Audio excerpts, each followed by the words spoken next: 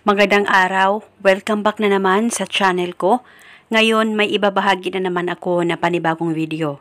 At kung bago lamang napadaan, ay huwag niyo pong kalimutang mag-subscribe at pindutin ang notification bell para palagi kayong updated sa mga bago kong videos. Gusto mo ba na mas lalong mapabaliw sa iyo ng husto ang taong mahal mo gamit ang pangalan mo?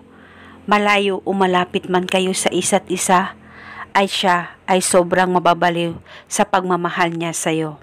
Kaya gawin mo lamang itong ritual na ituturo ko sa inyo ngayon.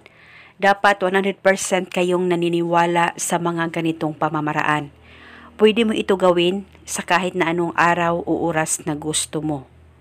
At pwede mo rin ito gawin kung kayong dalawa ay nagkamalabuan na sa isa't isa o sa matagal na panahon ay hindi na siya nagpaparamdam sa iyo.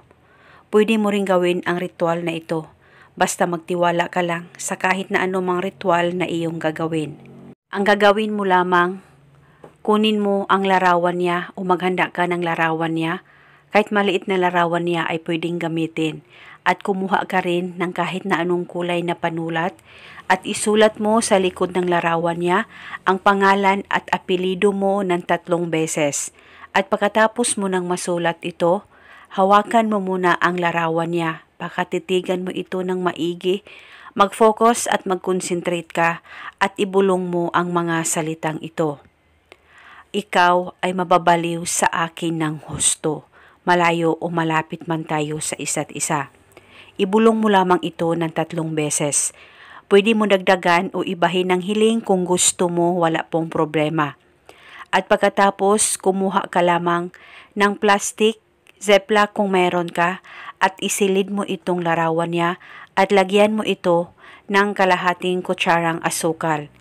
At pagkatapos mo nang malagay lahat, ang larawan niya at ang asukal, isarado niya po ang Ziploc o yung plastic na ginamit mo at itago ito sa safe na walang makakakita at makakaalam. Pwede mo rin itong dalhin kahit saan ka man magpunta. At pwede mo rin itong bulungan araw-araw sa kahit na anong oras na gusto mo. At itago ito pang matagalan. At hanggang kailan mo gusto na itago ito ay pwedeng-pwede po. At paniguradong mas lalong mababaliw ng husto sa iyo ang partner mo. At eto muna sa ngayon, maraming salamat po sa panunood. May God bless us all.